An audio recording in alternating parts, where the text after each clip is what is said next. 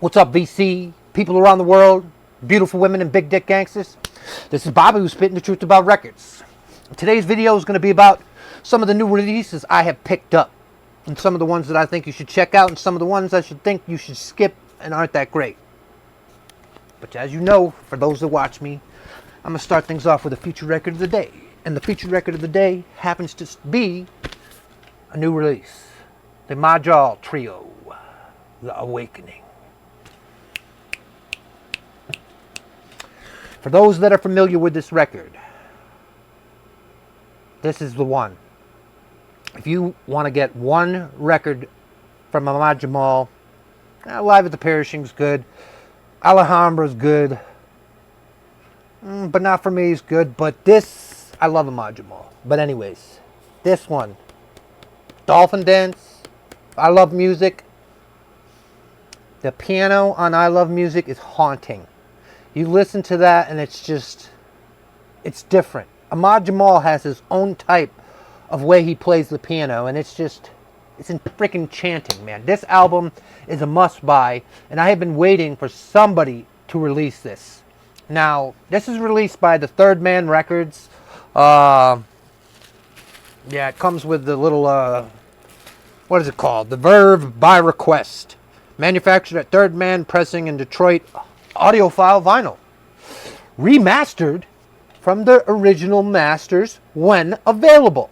Now, this one in the dead wax, I think it says Kev. You get a gatefold. You don't get a good inner sleeve. I had to put it in one. I listened to this.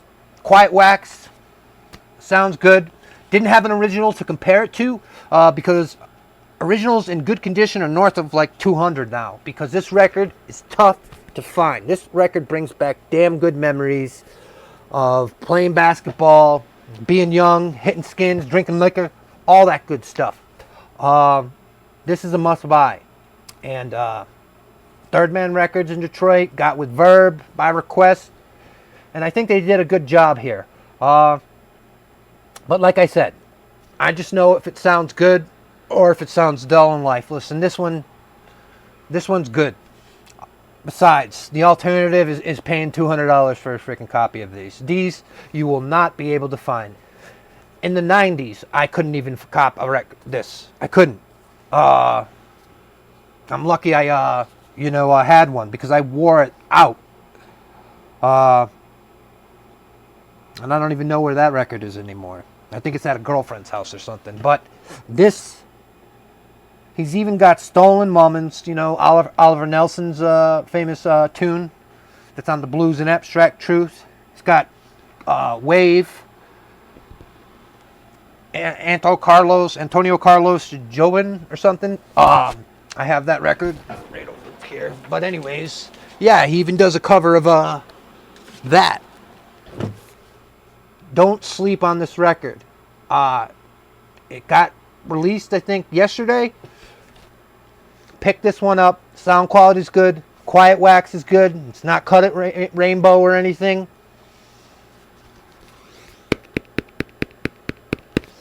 Also, for you hip-hop fans out there, Nas's Illmatic, The World Is Yours. Samples, I Love Music. Next up, the Lana Del Rey's new album. Pitchfork, or whatever the hell they call themselves these days, said this is a pretty good album. I think they rated it an 8.5 or a 9 or something like that. I tend to disagree. This isn't her best work to me. This is a little too slow, although Lana stuff is usually slow. This hasn't hit home, but then again, it's only been out like a couple weeks, so I haven't had I've had about a couple weeks to listen to it, and it just isn't grabbing me. Maybe it'll grab me more, but for those guys on the fence about picking this record up, I'd say no. If you want her best stuff, NFR or Born to Die.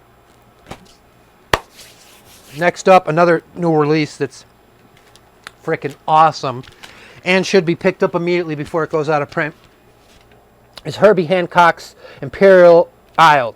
This record, look at that lineup. Freddie Hubbard, Ron Carter, Anthony Williams. This record in the 90s was another one that was impossible to find. I have a 70s pressing, and I have the the atrocious Blue Note 2014 series that's cut at what's it, Rainbow or United? Yeah, pressed at United. This is an all analog cut by Kevin Gray, pressed at Optimal, made in Germany. This is the one, guys. This is the one.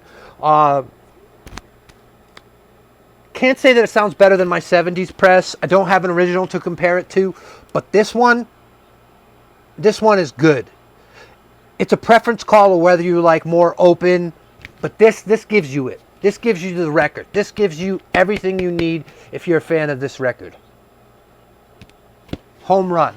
This one, when it goes out of print, will be another one that jumps up into the C note range. Now, also, another 90s hit that was big, you know, back in the day, that Music on Vinyl decided to release is Envogue's Funky Divas. My lovin', you're never going to get it. Free Your Mind, and giving him something he can feel. Classic Music on Vinyl stuff that gives you a non-gatefold, gives you the little stamped pressing number that tells you what, you know, that you have. You get a polylined inner sleeve and blueberry vinyl or purple, whatever the hell they call this. It's classic Music on Vinyl stuff cut from a digital source. You get quiet wax with no damn clicks or pops. And you get a classic record. Problem is with this one, $42, man. And if you're not a fan of this album and not a fan of 90s, you can skip this. But for me, this brings back memories. And I love this record. Alright, this is Bobby who's spitting the truth about records. I hope to make another video soon, but since the last time I said that, I think it took me a month and a half to make a new video, but whatever, I'm slacking. Freaking slacker.